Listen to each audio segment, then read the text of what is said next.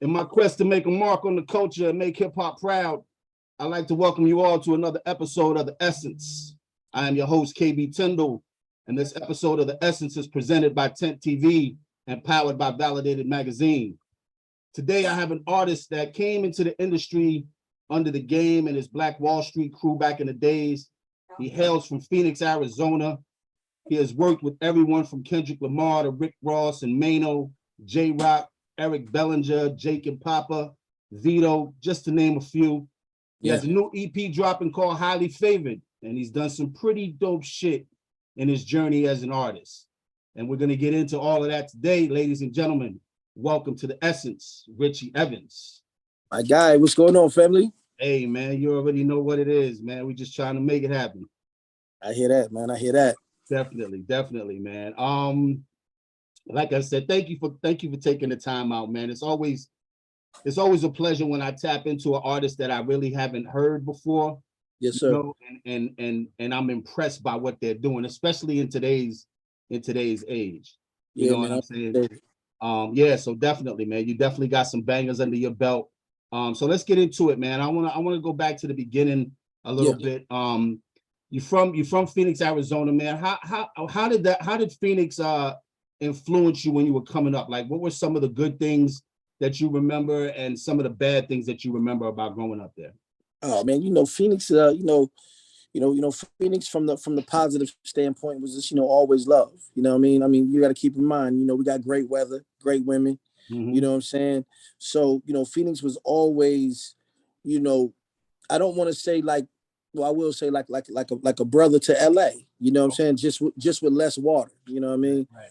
But the downfall, it was, was just we necessarily didn't have the attention or the influence or the infrastructure of like a major city like a Los Angeles or like a New York or like a Chicago. So if you was, in the entertainment world or sports world or somewhat like that, you never really got your respect or just due because nobody kind of really knew, what we had pumping out here, even though, we definitely kind of got the same energy and same vibe as some of these other major spots. So, like I said, Phoenix is definitely a, how can I say, a diamond in the rough, if I would say.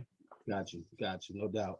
I heard you talk about going to an Ice Cube concert early on, man. Yeah. Like my next question is like, what was your earliest memory of hip hop and the culture? It was that, you know what I'm saying? For me, that was the day that changed my life. What tour was that? What tour was that again? I think it was the America's Most Wanted tour. So the first album tour, the first one, yeah. Okay. So I was a young kid, man, and my uncle, he was like my big brother. You know what I'm saying? He was older. You know what I'm saying? He was in the high school, and I don't know where the communication went wrong, but my mom and pops was going on a vacation. Okay. And he was going to go on a date that night to take his lady to the Ice Cube concert. And my mom was like, nah, you know what I'm saying? You got to watch, your nephew. Mm-hmm. He wasn't going to miss the concert at all. So he was like, listen, man, well, you just going to have to come. Like, hopefully they don't got no age, and back then they didn't have like an age restriction type things popping. So, right. He took me, man, and I seen the Ice Cube come out in that black fur coat and that hat that said nigga. It was over. It was over. It was over. I'm talking about when it was over, man. I got back to the crib. I'm still in his tapes. You know what I'm saying? I'm you know what I mean? I think Boys in the Hood came out like maybe a little time after that. Like, yeah, Cube really fucked up the life at that point. Yeah. That's crazy, man. That's a dope ass first memory though. You know what I mean? Like you said, that's life changing, man. Absolutely, man. Definitely. So to get started in the industry, you went to a club, you handed your CD to the game personally. Yeah. That sparked his interest. You became a part of the Black Wall Street crew. Yeah. You used to go by the name Juice. Why the name change to Richie Evans? Is that like your real name? Yeah, okay. No, definitely. Why the name change? It was a couple different reasons. You know what I'm saying? I mean, at that particular time, man, Black Wall Street, we was really buzzing heavy in the streets, heavy worldwide. I mean, we was touring, you know what I'm saying? I mean, double XL source, mixtapes, we had DJ Ski was popping them out. I just talked to New Jersey Devil. I did an interview with him a couple of weeks back. Yeah, no doubt. You know what I mean? Shout out to my guy, New Jersey Devil. Like I said, we was just really pushing a cold line. But, the notable beef between 50 and Game was just such at a high level.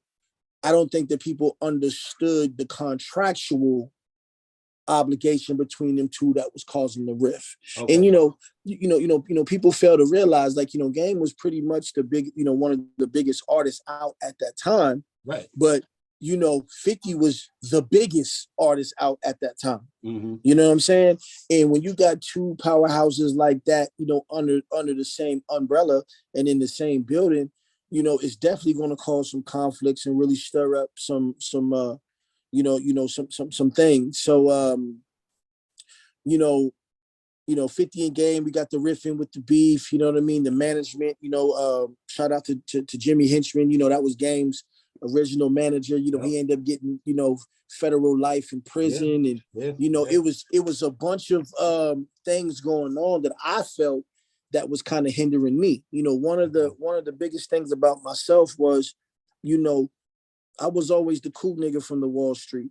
You know what I'm saying? Was the, I talked that fly nigga jargon and was really, a bar spitter, but I was the cool nigga, you know what I mean? And I had a lot of corporate businesses, i.e., Vitamin Water, Nike. Mm-hmm. I had, my own car deal and things like that. And those things were starting to disrupt the business for me. Got you. You know what I'm saying? So, time kind of started going by, and I felt like I had to make a decision for myself. And one of those decisions I made was, Game came clean about his contractual obligation with Fifth. Like, man, I got 2 more albums I got to get this guy, and then I'm out of here. He was like, I can't put none of y'all out. I know some of y'all got some other interests, and there's some other labels, interested. You know what I mean? I'm willing to let y'all go and experience that if that's what you want to do.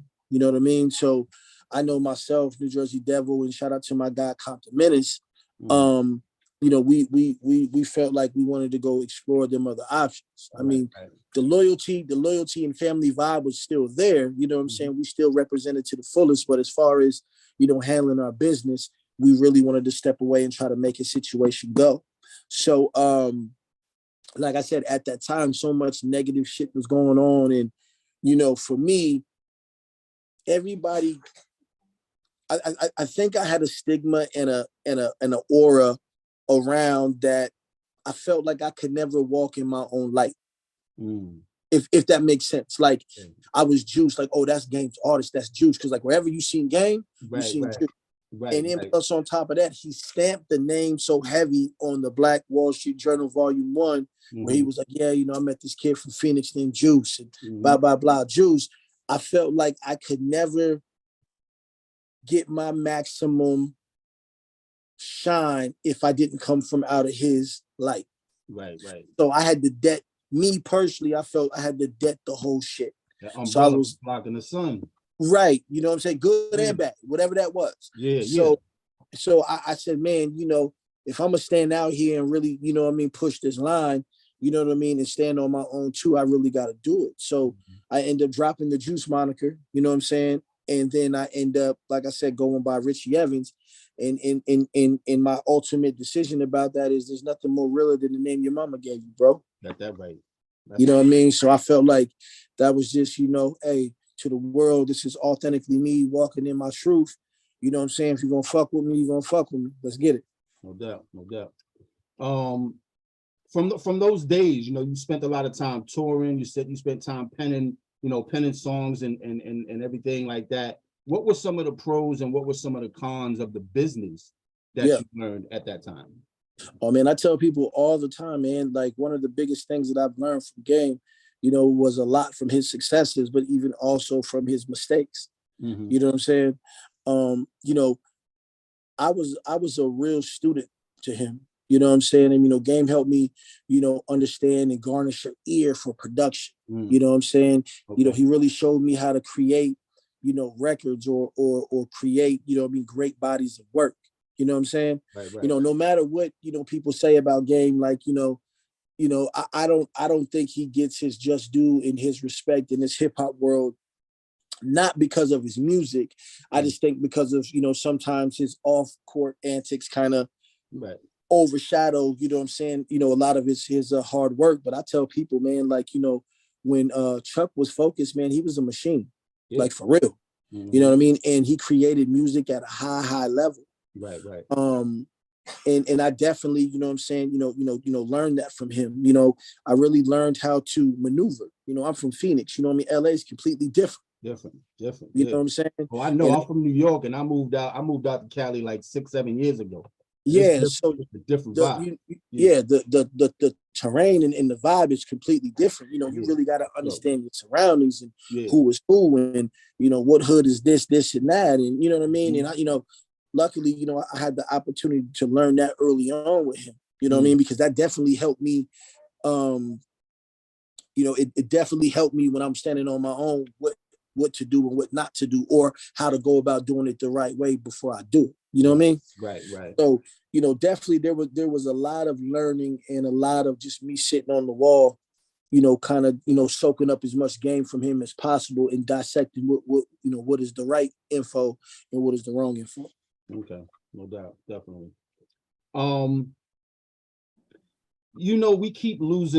We keep losing our kings in this game at a young age, man. Like Takeoff just got murdered, and rest in peace to Takeoff. Condolences to his family. And it's only our genre of music and our people that kind of like go through this, man. What's your take on the deaths that happen in hip hop, and what do you think we can do to shift the thinking of the culture so that we preserve our people and our art form? Man, it's crazy that you say that, because I was having a discussion the other day, and I was saying about the Takeoff situation and the PNB Rock situation. And I was like, man, these deaths are really just starting to become a dime a dozen, like left and right. Like this is supposed to happen in our culture, and it's not. You know what I mean? I mean, the best thing, that I can sum it up is just like, we just as artists or people in this particular industry, we got to let our pride aside and really start making the necessary adjustments that are needed. And what I mean by that is, i.e. the Takeoff situation. Like, Migos is, multi-millionaires, man. There ain't no way that you need to be shooting 20,000 on the side of a corner on the bowling alley. You know what I mean? And, I get it. You know what I mean? We all want to try to save a buck from time to time and be like, yo, have our man hold the pistol to be security. But when you get to that level of some of these particular situations, baby, you better be hiring John Wick professionally. You know what I mean? Yeah. Like, I always say, definitely, like, the goal is to sell records and entertain and do great things, but being able to come home and spread that love and vibe with your family. You know what I mean?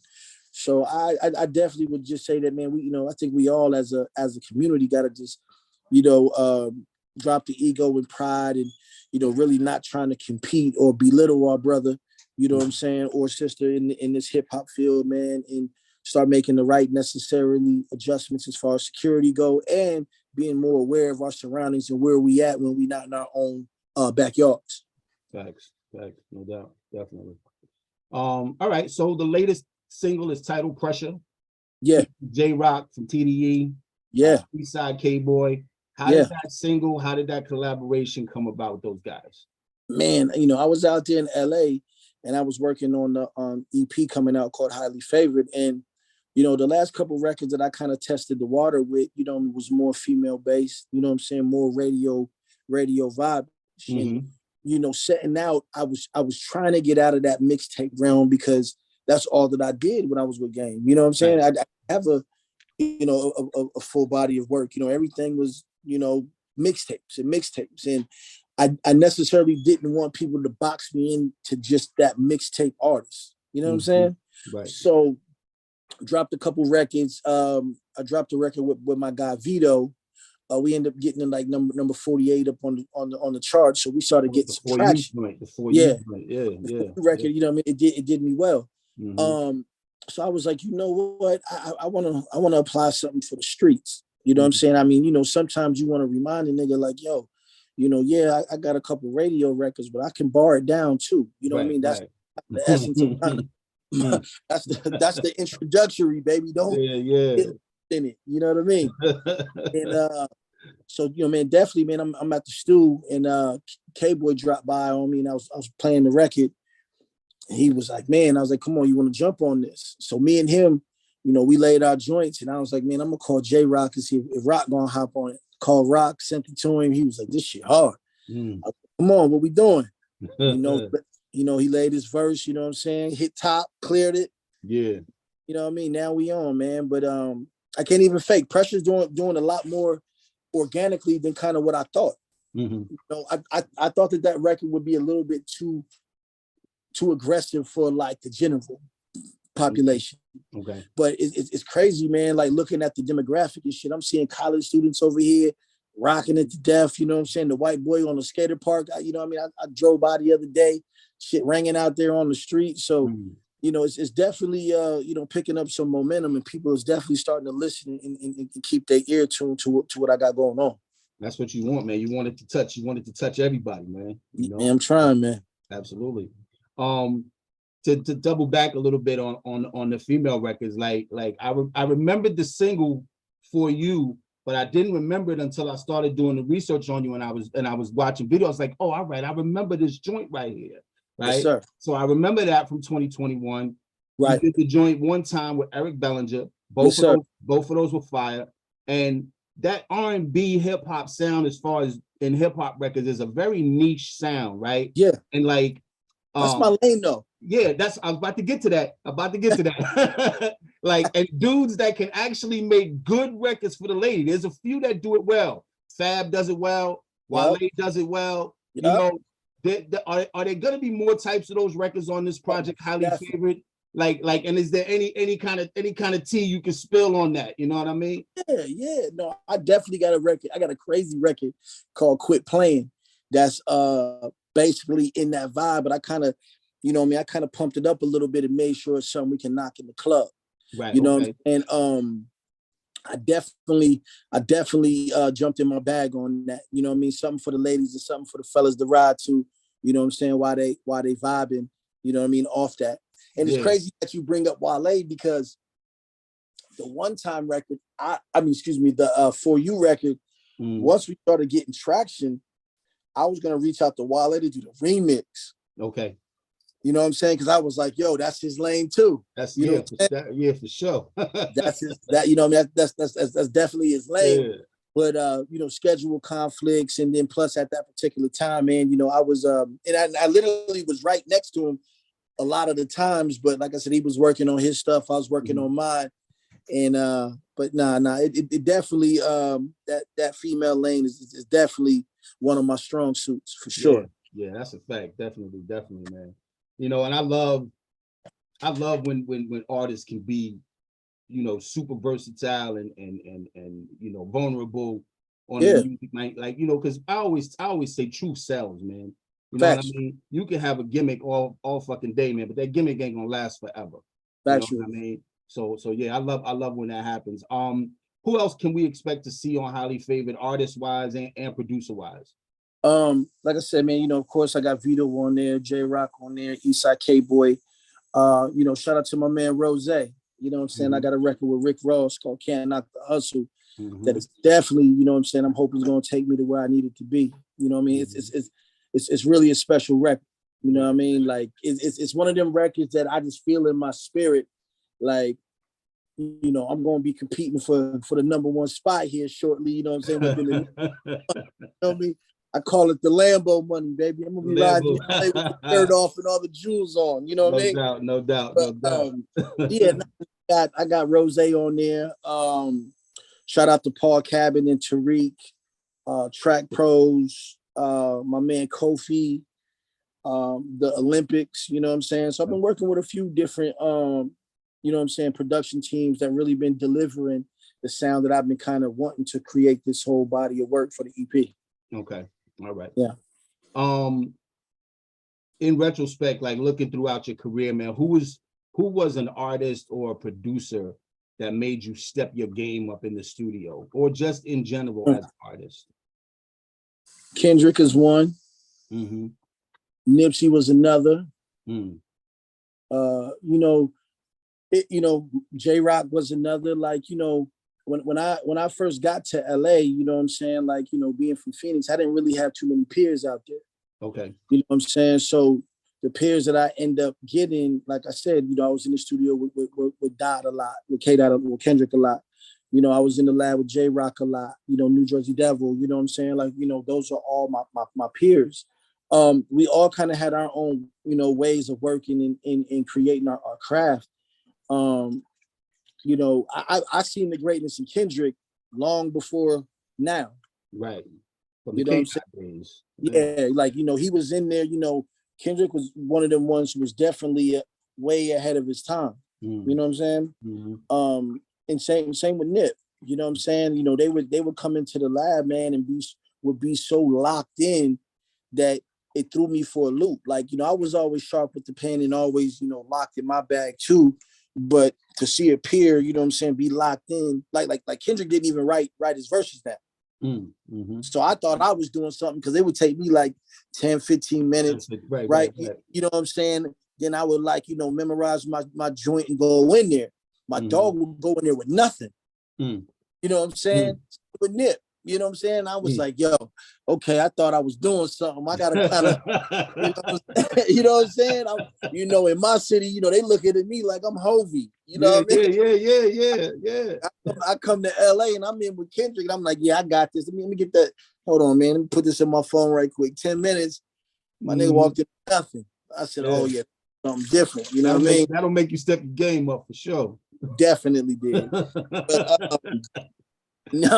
they, they definitely, helped me raise the bar. You know what I'm saying?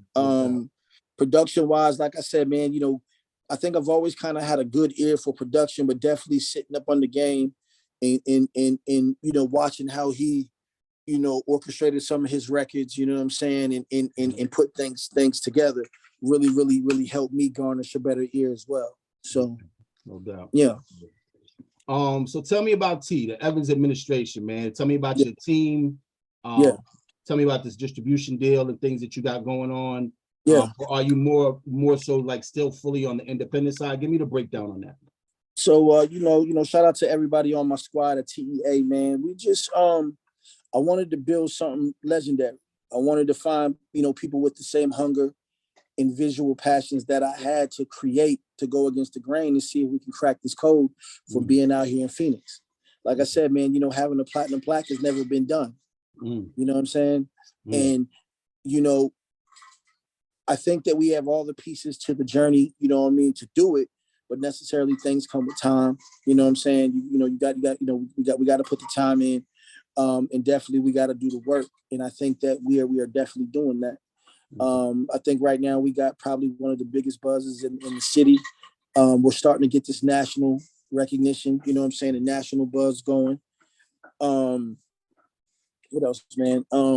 We definitely, out to be compared or to try to be in the same conversations as a TDE or MMG or, you know what I'm saying, a likable crew of that sort. We do got a distribution label situation with a independent company called In Grooves. Okay. Tech Nine is under In Grooves, Kelly Rowland, Young MA, you know what I'm saying? So, they just got picked up by Universal, so it is under the Universal brand. Okay. You know what I'm saying? So, we still building it to where it needs to be. I mean, we do have some, support and assistance as far as, helping understand how we get these records in front of the new eyeballs and ears of people. You know what I'm saying? And doing some of that back leg work that we need to grow. Like I said, Highly Favored is the first project off of TEA. I'm very excited about it, you know what I mean? Because I think that we got some records on there that definitely, you know, competes with everything going, you know? Yeah, go ahead. Yeah. And yeah, man, we just working, man. You know what I mean? Like I said, my ultimate goal is to try to put some points on the board so, you know, we can own a platinum or gold plaque one day, man. And that's the driving force, and that's the motivation. And to, you know, bring some respect in the music and entertainment field, you know, from the city I come from. Yeah, So you definitely got the city on your back, man. That's a fact. you know, and if you know, I always tell artists too, man, like if you ain't trying to compete to stand next to the best of the best, then but what you doing? You in the wrong genre, bro. Come on, listen. I'm like, what you doing? Right. You know what I'm saying? But let's be real clear though. You've done a lot in this industry, man, from being on David Letterman, BET Hip Hop Awards, Phoenix Suns players advocating for you to create the music for the Nike commercial. You were endorsed by Vitamin Water. Like you said, you worked with Kendrick. You got the new single "Can't Knock the Hustle" coming out with Rose. Released several singles and EPs. Tell me what the details of the Nike deal was and how that came about, and also how the relationship with Rose came about and how you guys put that record together. The Nike situation, man, it was just really me just putting in the work in the city.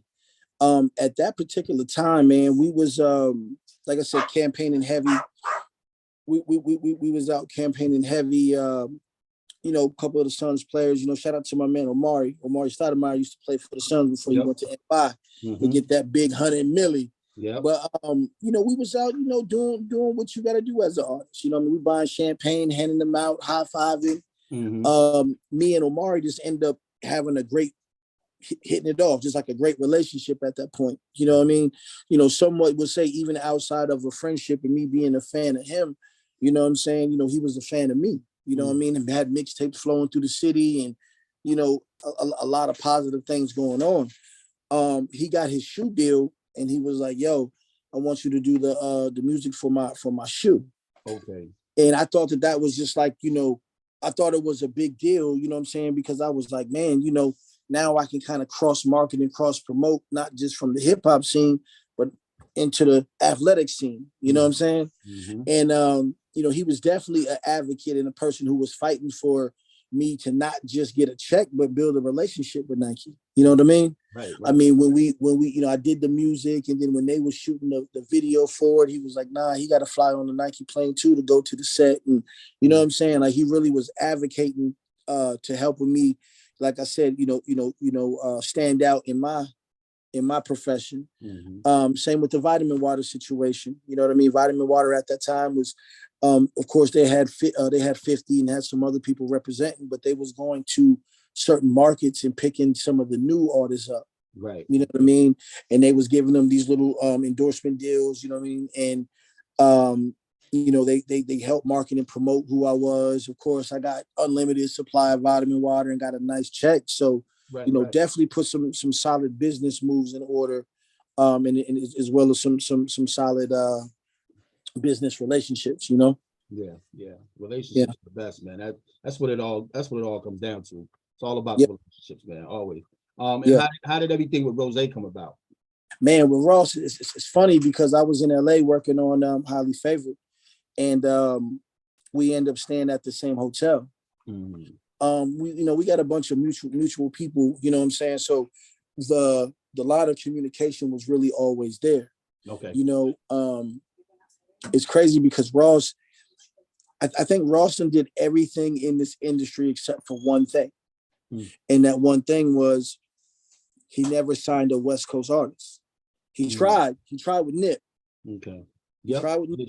Yep. You know what I'm saying? But, you know, like I said, Nip wanted his all money in situation. And then unfortunately, you know, RIP Nip, the thing that happened from that. Yeah. I think from that standpoint, it put I don't want to say put a sour taste in Rose's mouth, but, you know, again, you know, the West Coast is different, fam. It is. You know what I'm saying? Yeah. And I think that at the place he is in his career, you know what I mean? Especially with the Bel Air and the Vion and the wing stops, you know, he necessarily don't need, you know, anything to fuck that up. Right. You know what I'm saying? And, you know, I'm sure he don't want no liabilities from no artists out here in the streets, you know, gang banging or just, you know what I'm saying? Yeah. So, you know, we end up chopping it up, and, you know, he was like, hey, you know, you was one of the artists that came to my mind, you know what I mean, from the West. Like, you know, what's your situation? What you trying to do? And I just told him, I was like, man, you know, the game thing took a lot out of me. You know what I'm saying? You know, I put a lot of time into it. I put a lot of energy. And plus I was, you know, like I said, I already started the verge of building my own company, TEA. You know, I don't know or didn't think that I would want to sign with another artist again. Right. Okay. You know what I mean? It would, you know, if I did, of course, MMG would probably be the one to do it. You know what I'm saying? Them or TDE. But outside of that, you know, I really wasn't even in the mind space of trying to sign with another artist. You know what I mean? I was just like, yo, I'm just trying to put the work in and do some business. So once we got to having a conversation and he kind of understood where I was coming from, you know, I was like, yo, but, you know, I would like you to jump on my EP. I got this record that I think that you would definitely vibe with. And if it's something that you would rock with, you know what I mean? Vibe with me. Yeah. So I played the record right then and there, actually. He was like, man, this is something that I would have picked, you know what I mean, for my album. So I knew that was a good start. Right. You know, he ended up leaving. I ended up staying in LA for about another week working. And then a week later, man, he sent me back, you know, the files. He shot me a text and he was like, yo, my verse is on the way. He was like, let me know. I was like, man, this shit fire. You know what I mean? So, you know, we end up from that point, man, just keeping a great relationship. You know what I'm saying? We end up vibing, and then, like I said, man, we end up shooting a video for it. We got everything, you know, locked and loaded. And like I said, man, January, you're gonna hear the single "Can't Knock the Hustle" featuring Rose. It's gonna be my biggest record to date, and I think it's really gonna, you know, give me them wings to fly. That's what it is. That's what it is, definitely. So far, man, what has been your most memorable moment as an artist? Truthfully, you know, it may not be big to some people, but to me, man, when we dropped that For You record, and we got the what do you want to call it? The radio, what do you call them? I'm blanking right now. When we got our radio rankings or whatever, you know what I'm saying? Okay, I got you. And you know, I'm looking at it, you know what I'm saying? And I know it was like the number, it was like the number 2 most added record on Urban, you know what I'm saying? Your media-based sound scan? Yeah, my media base. Yeah. You know what I mean? I'm looking at my media base scans, and I'm seeing, like, you know, of course DJ Khaled was number 1, you know what I'm saying? I mean, Khaled, but you know, I was what was his name? It was Khaled, myself, and Bia. And I'm just looking, and you know what I mean? I'm like, man, you know, like, damn, like, I'm over here competing with the ones. Yeah. You know what I'm saying? Like, you know, being an independent, like, that really stood out to me. You know what I'm saying? It really made the vision a little bit more clear. It made the vision a little bit more like, I'm not crazy out here. You know what I'm saying? Yeah. You know, and then looking at it, you know, I'm looking at Khaled, you know, it says, of course, you know, we the best epic. You know what I'm saying? Then I see mine, you know what I'm saying, the Evans administration in grooves, like, that was a big deal. You know what I'm saying? Yeah, hell yeah. So you know, small shit like that, man, you know, we definitely take as motivation, you know what I'm saying? We, you know, we take them small wins as much as we can, man, to keep thriving, you know? No doubt. As a hip hop artist, what do you feel your responsibility is to the culture? For me, like I said, man, just for me to just deliver authentic music from my side, in my view. You know what I mean? Like I said, I can't control, you know, I'm a person who speaks about real life, and sometimes real life ain't the most glorified, you know what I'm saying, thing to speak about. But I think that's one thing about music, man, is just, you know what I mean, it's an outlet for people to understand that we all, you know, see and understand lives from different, you know, perspectives. So I definitely would just say, man, just, you know, being true to myself and keeping it authentically 1,000. But, you know what I'm saying, also just, you know, trying to do, you know, to do my part, you know what I'm saying, to be solid in an industry full of chaos. You know what I'm saying?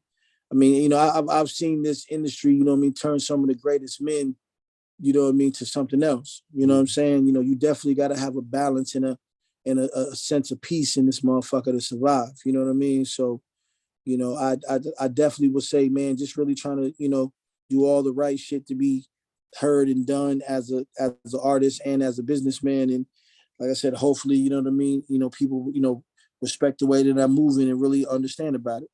No doubt. Yeah. As an artist, man, what are some of the sacrifices that you had to make along the way because you invested in your artistry?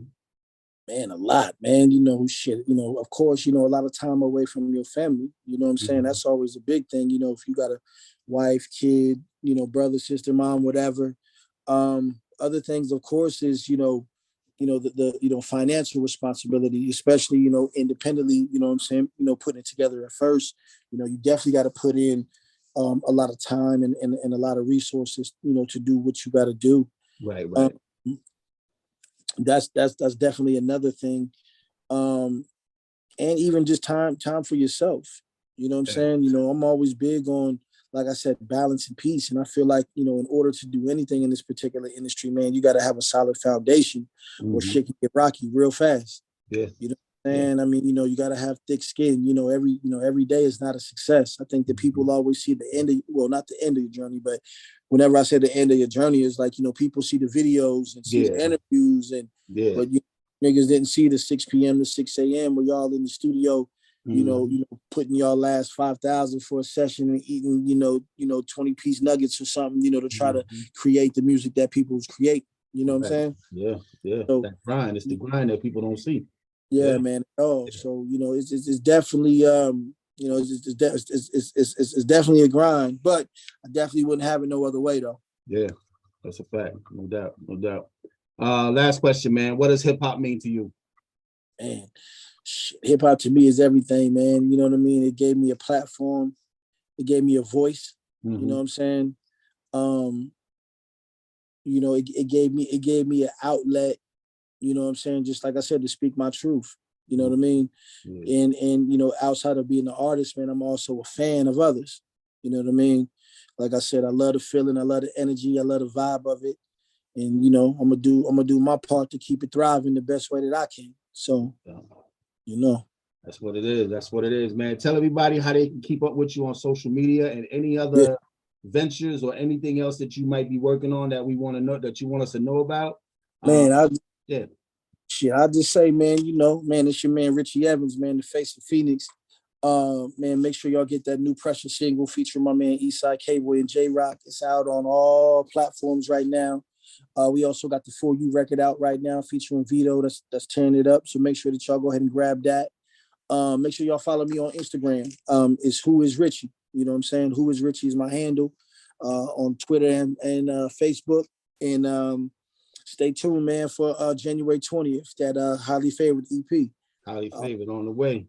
Come on, man. Like I'm definitely talking my shit. You know what I'm saying? I'm definitely I feel like I put a great body of work together, man. Hopefully y'all enjoy it as much as I did. That's what it is. Richie Evans, man. Thank you so much for joining me on The Essence, man. My man. This is also going to be a part of Validated Magazine. So when that drops, I'll definitely let you know.